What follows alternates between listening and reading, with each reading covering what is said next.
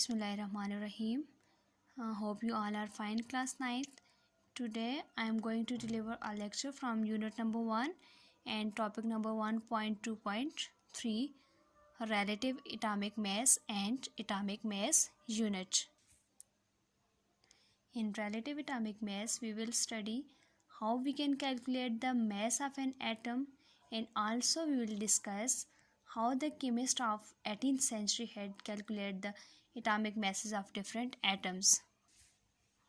As our topic is relative atomic mass and atomic mass unit. The word relative means in relation or in a comparison. So here we will compare different substances.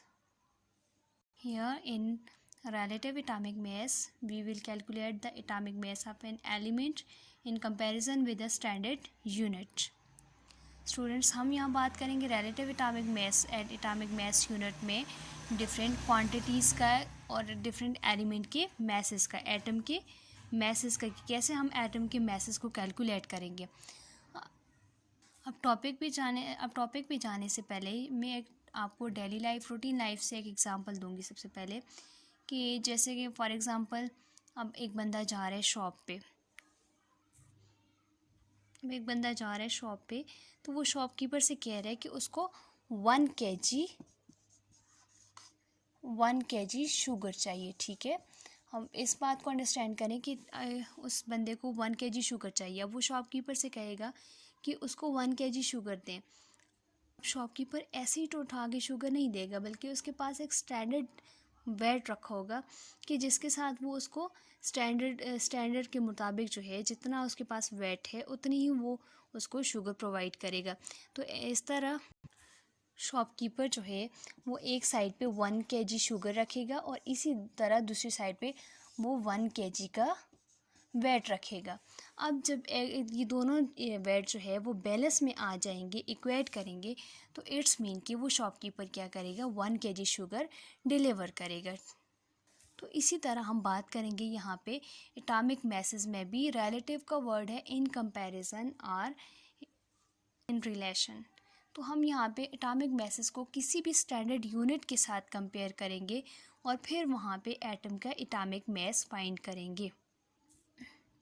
So now we will calculate the atomic mass of element in comparison with standard unit.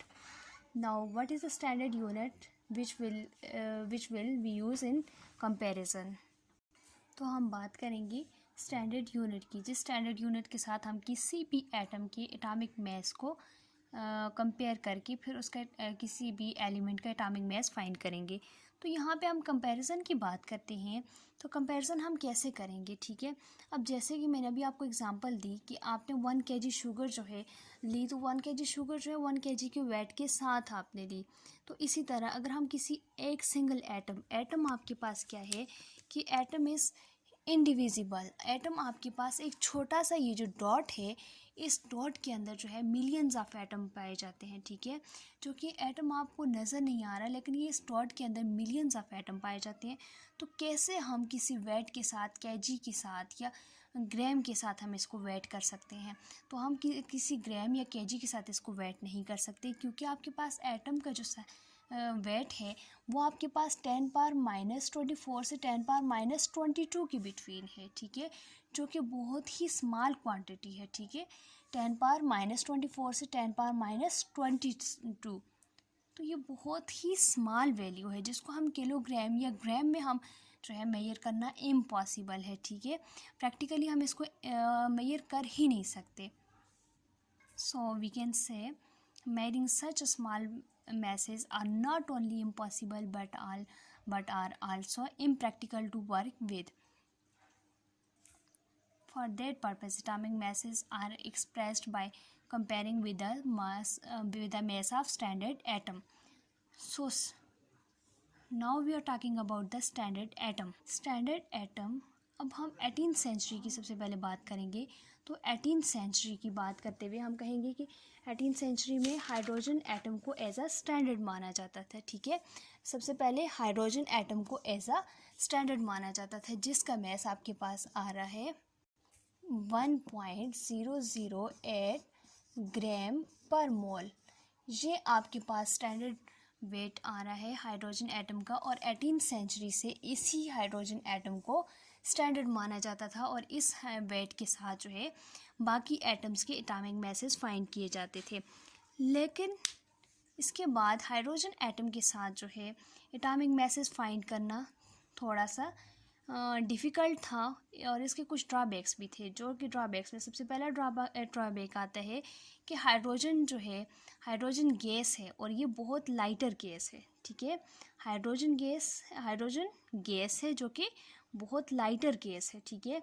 और दूसरा इसका drawback ये है कि hydrogen is a highly flammable. So इसके साथ practically work करना बहुत ज़्यादा डिफ़िकल्ट था, जिसकी वजह से साइंटिस्ट ने ये सोचा कि हाइड्रोजन की बजाय किसी और एटम को स्टैंडर्ड ले लिया जाए, ठीक है। सो nowadays the atom chosen as the standard for comparison is that of carbon 12th, which has the mass of exactly 12 units. In days में अब जो है साइंटिस्ट ने जो स्टैंडर्ड एटम चूज़ किया वो है कार्बन 12, जिसका मास जो है वो एग्जैक्टली 12 यूनिट्स हैं। Now before proceeding further my lecture I will define relative atomic mass. So relative atomic mass is the atomic mass of an atom compared with standard atomic mass, that is carbon 12 is known as relative atomic mass. तो हम कहेंगे कि जिस तरह से किसी भी atom के एटॉमिक मास को फाइंड करने के लिए आपको कोई स्टैंडर्ड यूनिट चाहिए होता है, तो यहाँ पे वो स्टैंडर्ड यूनिट हम यूज़ करेंगे कार्बन 12 को यूज़ करते हुए हम जो है इसका किसी भी एटम का एटॉमिक मास फाइंड करेंगे। जैसा कि हमने बात की कि हम यहाँ पर कार्बन 12 को स्टैंडर्ड लेंगे, तो अब कार्बन 12 को स्टैंडर्ड लेने के बाद हमने एक बात करनी है कि the relative atomic mass of an element is the mass of an element is the mass of an atom of an element relative to the mass of 1/12 the mass of carbon 12। हमने बात की यहाँ पर कि हम यहाँ पर carbon 12 atom को स्टैंडर्ड तो मान रहे हैं, लेकिन कार्बन 12 का 1/12 पार्ट हम लेंगे, ठीक है। हम जो स्टैंडर्ड मान रहे हैं वो कार्बन एटम के 1/12 पार्ट को स्टैंडर्ड मान रहे हैं, ठीक है। Here is AMU represents the atomic mass unit. अब एटॉमिक मास यूनिट किसी भी एटम के स्टैंडर्ड एटॉमिक मास यूनिट को हम कहेंगे कि 1/12 पार्ट ऑफ कार्बन 12 के साथ हम इसको कंपेयर करेंगे। फॉर एग्जांपल अब आप जो है यहाँ पे मैं आपको एक सिंपल सी एग्जांपल से जस्ट आपकी अंडरस्टैंडिंग के लिए मैं एक एग्जांपल आपको समझाऊंगी। वैसे तो एटम को हम कभी भी ब्रेक डाउन नहीं कर सकते, एटम इनडिविजिबल है, लेकिन मैं आपको एक एग्जांपल से समझाऊंगी जो सिर्फ़ और सिर्फ आपकी अंडरस्टैंडिंग के लिए है, ताकि आपका ये कॉन्सेप्ट क्लियर हो जाए कि 1/12 पार्ट आप कैसे लेंगे। यहाँ आप देखें कि कार्बन आपके पास जो है कार्बन एटम का आपके पास एटॉमिक मास जो है वो 12 ग्राम पर मोल है, ठीक है। 12 ग्राम पर मोल जो कि हमने कहा कि कार्बन 12 का मास है, इसमें से हमने स्टैंडर्ड जो लेना है वो 1/12 पार्ट लेना है, ठीक है। कार्बन 12 का 1/12 पार्ट। अब यहाँ पे लेट्स सपोज जस्ट आपने एज्यूम करना है कि जैसे आपके पास ये कार्बन है, कार्बन के मैंने 12 यूनिट्स कर दिए, ठीक है, कि 12 यूनिट्स हैं, उनमें से सिर्फ हम एक यूनिट उठाएंगे। ये एक यूनिट जब हम उठाएंगे तो ये एक यूनिट जो है वो इक्वल है, जब हम 12 पार्ट लेंगे तो यहाँ पे हमने देखा कि ये जो एक यूनिट मैंने सेपरेट किया, ये एक यूनिट जो है ये 1 AMU की इक्वल है, ठीक है, 1 एटॉमिक मास यूनिट। अब 1 एटॉमिक मास यूनिट किसकी इक्वल है? 1 एटॉमिक मास यूनिट जो है 1 AMU इक्वल है 1.66 × 10⁻24 ग्राम और 1.66 × 10⁻27 kg।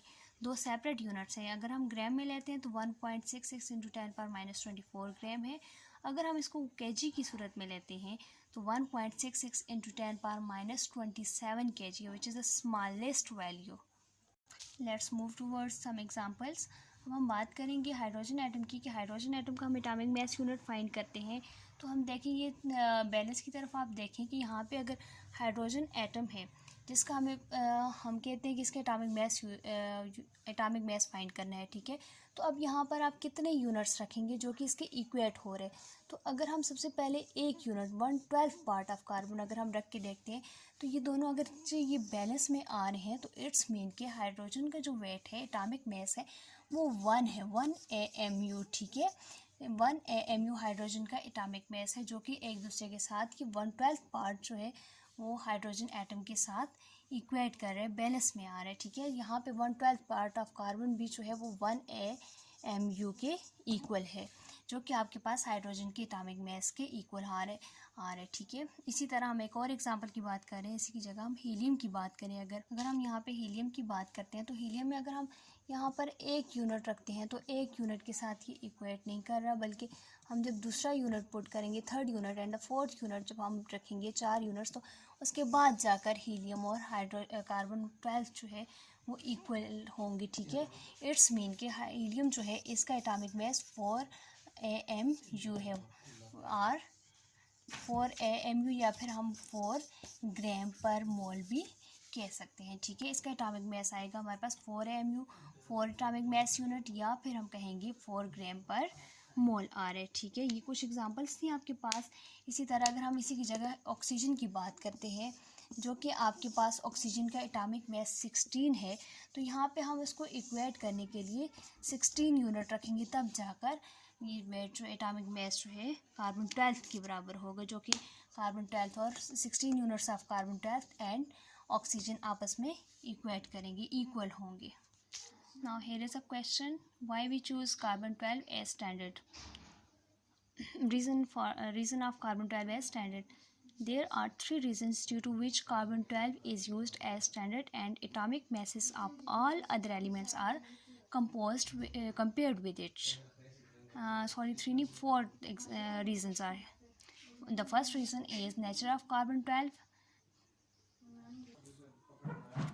Carbon 12 exists in solid state at normal temperature and pressure.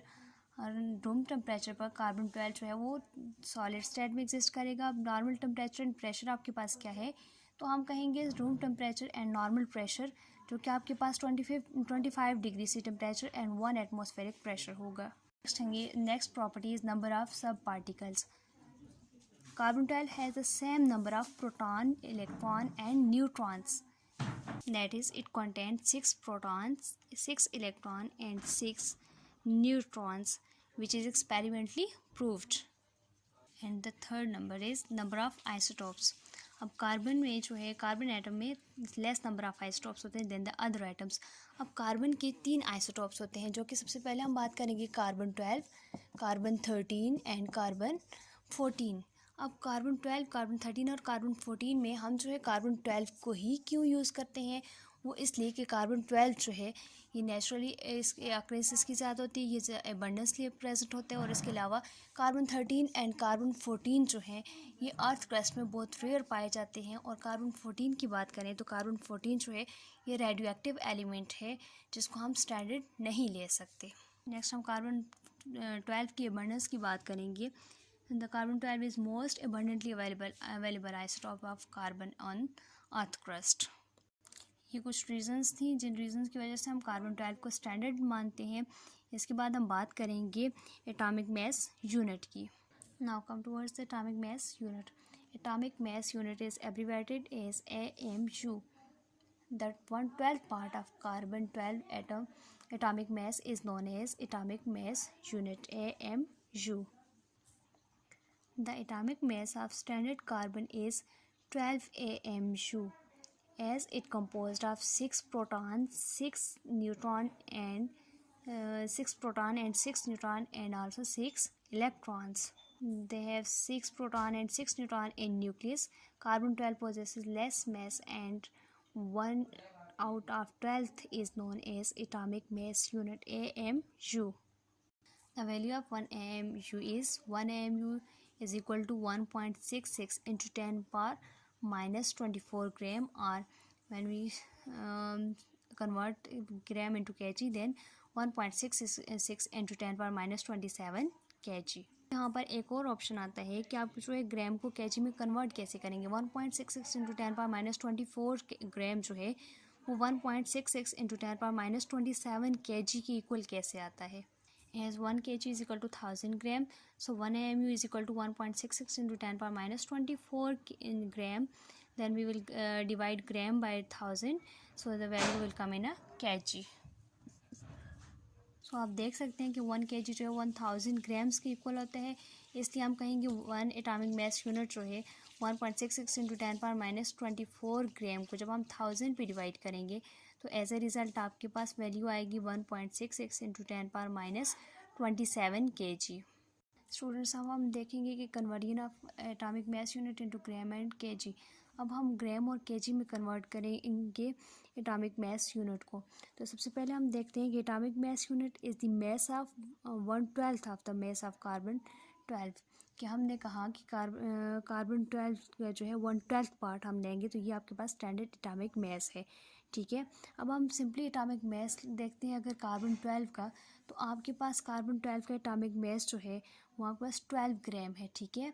12 ग्राम या फिर 12 ग्राम पर मोल है या फिर 12 एटॉमिक मास यूनिट्स हैं, ठीक है। 1 एटॉमिक मास यूनिट को हम जो है ग्राम पर मोल में भी लिख सकते हैं, ठीक है। 1 एटॉमिक मास को हम ग्राम पर मोल में यहाँ पे देख सकते हैं आप, जैसे मैंने 12 ग्राम पर मोल लिखा है तो हम 12 ग्राम पर मोल लिख सकते हैं, ठीक है। उसके बाद सिमिलरली जो है 12 ग्राम पर मोल किसी भी एटम का एटॉमिक मास जो है वो 1 मोल की इक्वल होता है। यहाँ देखें कि 1 AMU यानी कि किसी भी एटम में, चाहे वो आपके पास हाइड्रोजन एटम हो जिसका एटॉमिक मास आपके पास 1.008 आ रहा है, तो वो भी आपके पास उसमें 1 मोल होगा, ठीक है। वो इक्वल होगा 1 मोल के। या फिर हम कार्बन 12 की बात करें तो ये भी आपके पास इसके कार्बन 12 ग्राम पर मोल जो है वो 1 मोल की इक्वल है, ठीक है।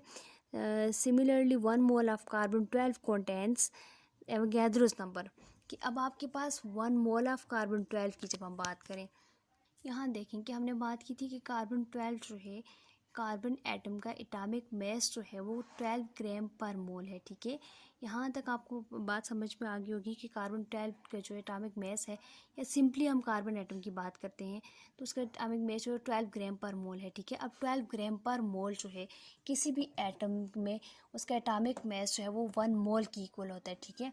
ये बात हम आगे डिटेल में भी डिस्कस करेंगे, क्वांटिटीज़ को हम जब पढ़ेंगे तो तब आपको ये बात और मज़ीद क्लियर हो जाएगी कि आपके पास ग्राम पर मोल या फिर किसी भी एटम में एवोगैड्रोस नंबर या फिर 1 मोल की या मोल या एवोगैड्रोस नंबर की क्या हैसियत होती है, ठीक है।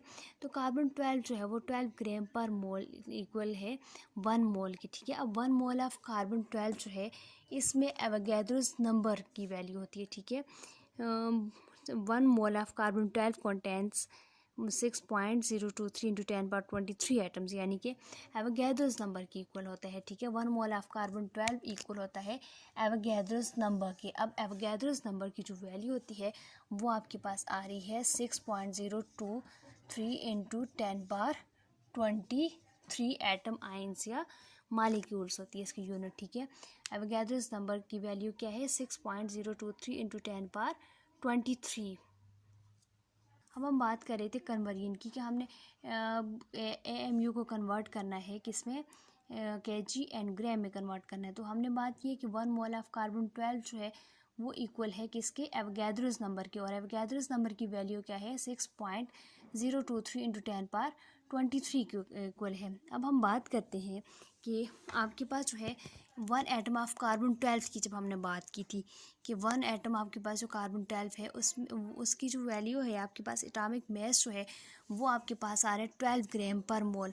और इसमें क्या चीज़ मौजूद होगी, Avogadro's. It contain Avogadro's number. 1 mole of carbon 12 contain Avogadro's number, ठीक है। तो हम इसको क्या करेंगे, एवोगैड्रोस नंबर पे डिवाइड कर देंगे, जो कि एवोगैड्रोस नंबर को हम एन ऐसे कैपिटल एन और सबस्क्रिप्ट में ऐसे रिप्रेजेंट करते हैं। और इसकी वैल्यू आपके पास आ रही है 6.023 इंटू 10 पावर 23 मोल, ठीक है। अब यहाँ पे आप देख लें कि मोल मोल से कैंसिल होगा, जो क्वांटिटीज़ हैं जो आपके पास कैंसिलेशन हो रही है आपने कैंसिलेशन कर देनी है, तो मोल मोल से कैंसिल हो रहा है। तो एज अ रिज़ल्ट हम जो है 12 को 6.023 इंटू 10 पावर 23 पे जब हम डिवाइड करेंगे तो आपके पास वैल्यू आएगी 1.993 इंटू 10 पावर माइनस 23। कि आपके पास ये 12 को 6.023 पे डिवाइड करेंगे और साथ में 10 पावर 23 है, ये ऊपर जाएगा 10 पावर -23 हो जाएगा, ठीक है। अब इस वैल्यू को हमने क्या करना है कि इस वैल्यू को, अब आपके पास ये कार्बन 12 की वैल्यू आ रही है, ठीक है। कार्बन 12 की हमने वैल्यू निकाली है ग्राम में, तो इसको हमने मल्टीप्लाई करना है किसके साथ, हमारा जो स्टैंडर्ड हमने यूनिट लिया था, स्टैंडर्ड यूनिट, तो वो आपके पास आ रहा है 1/12 पार्ट ऑफ कार्बन। तो हमने इसको 1/12 पार्ट के साथ मल्टीप्लाई कर देना है, ठीक है। जब हम इसको 1/12 पार्ट के साथ मल्टीप्लाई करेंगे तो हमारे पास 1.67 इंटू 10⁻24 ग्राम जो कि वैल्यू आ रही है किस में, हमारे पास ये ग्राम में वैल्यू आ रही है। अब ग्राम को केजी में हमने कन्वर्ट करना है, तो ग्राम को केजी में कन्वर्ट करने के लिए हम, जैसा कि मैं पहले भी आपको बता चुकी हूँ कि 1 केजी जो है वो इक्वल होता है 1000 ग्राम के, ठीक है। 1 केजी आपके पास किसकी इक्वल है, 1000 ग्राम की इक्वल होता है, ठीक है। तो अब आपने क्या कर देना है, 1 केजी 1000 ग्राम की इक्वल होता है, तो हमने क्या कर देना है कि ये ग्राम की जो वैल्यू है 1.67 इंटू 10⁻24, इसको हमने डिवाइड कर देना है 1000 पे, ठीक है। हमने इसको जब 1000 पे डिवाइड किया तो बस केजी में वैल्यू आएगी विच इज़ 1.67 इंटू 10⁻27 केजी, ठीक है। तो यहाँ पे हम कुछ एग्जांपल्स की बात करेंगे। यहाँ आपके पास कुछ एग्जांपल्स हैं और उनके एटॉमिक मैसेस हैं, ठीक है। सबसे पहले हम बात करेंगे जैसे हाइड्रोजन है, तो हाइड्रोजन के एटॉमिक मैस आपके पास क्या आ रहा है 1.0079। अब आपके पास 0.5 या 0.6 से ऊपर जो वैल्यू आती है तो उसको हम राउंड अप करते हैं, जो कि हम इसको राउंड अप करके वैल्यू कहेंगे 1.008 AMU, ठीक है। उसके बाद ऑक्सीजन की हमने बात की, तो ऑक्सीजन को हम देख लें, ऑक्सीजन को देख लें कि आपके पास 15.8994 AMU वैल्यू आ रही है, तो आपने इसको भी फिगर को राउंड अप करके आपने लिख देना है 16 AMU, ठीक है। आपने साथ साथ पेंसिल लेकर बुक पे आपने इसको लिख देना है। साथ साथ सोडियम का आप देख लें, तो सोडियम आपके पास, हम यूजुअली कहते हैं कि सोडियम 1123 के साथ है, तो इसीलिए कहते हैं कि आपके पास 22.98 जो है, अब आप 9897 को राउंड अप करके आप लिखेंगे 23 AMU, ठीक है। उसके बाद हम बात करेंगे मैग्नीशियम की, तो मैग्नीशियम आपके पास क्या है 24.30, तो इसको राउंड अप करने की ज़रूरत नहीं है, ये आपके पास एग्जैक्ट फिगर है जो कि आपके पास रिलेटिव एटॉमिक मास है मैग्नीशियम का 24.30। उसके बाद हम सिल्वर की बात करेंगे, तो सिल्वर आपके पास आ रहा है 107.80, ठीक है। तो इसको भी आप राउंड अप करके 107.9 कर सकते हैं, ठीक है। या फिर आप इसको इसी तरह से लिख सकते 108 लिख सकते हैं, ठीक है। इसको आप 108 लिख सकते हैं। सो ये आपके पास कुछ स्टैंडर्ड यूनिट्स थे और इसके साथ इनकी कुछ एग्जांपल्स थी, ठीक है। हम कैसे एटॉमिक मास को फाइंड करते हैं वो तरीका आपने देख लिया। इसके बाद हमने देखा कि एटॉमिक मास यूनिट को केजी या ग्राम में कैसे कन्वर्ट करते हैं, तो वो प्रोसीजर भी आपने सीख लिया। अब यहाँ तक अगर कोई भी किसी भी किस्म की कन्फ्यूजन हो तो आप कमेंट करके मुझे बता सकते हैं। इसके अलावा आपने एक काम और करना है कि आपने एज अ होम असाइनमेंट आपने इस पूरे टॉपिक को डिटेल में इस पे असाइनमेंट लिखनी है, ठीक है।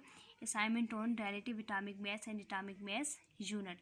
जितना भी लेक्चर था आज का, इस लेक्चर को आपने अपनी अंडरस्टैंडिंग के मुताबिक, ठीक है, एक पूरा इस पे असाइनमेंट बनानी है, जिसमें आपने सबसे पहले जैसे स्टेप बाय स्टेप मैं आपको बताऊंगी। तो जैसे हमने स्टेप बाय स्टेप पहले जो है रिलेटिव एटॉमिक मास को हमने देखा, इसकी जो है थोड़ा सा हमने इसके बारे में एक्सप्लेनेशन पढ़ी कि हमने सबसे पहले 18th सेंचुरी में जो है स्टैंडर्ड किस एलिमेंट को लिया गया था, ठीक है। तो वो स्टैंडर्ड हमने कहा था कि हाइड्रोजन एटम को स्टैंडर्ड लिया। फिर उसके बाद हमने कार्बन 12 की बात की, फिर कार्बन 12 में से भी 1/12 पार्ट की हमने बात की। उसके अलावा फिर हमने इस पर एक्सप्लेनेशन देखी, फिर हमने रिलेटिव एटॉमिक मास को डिफ़ाइन किया। इसके अलावा हमने एटॉमिक मास यूनिट की बात की, एवोगैड्रोस नंबर की बात की, मोल की बात की। इसके अलावा फिर हमने जो है AMU को कन्वर्ट किया ग्राम एंड केजी में। तो ये सारी जो आपके पास प्रोसेस था, जितने भी हमारा लेक्चर था आज का, इसको आपने डिटेल में एक असाइनमेंट बनानी है, फिर वो असाइनमेंट आपने पोस्ट करनी है मेरी तरफ, ठीक है।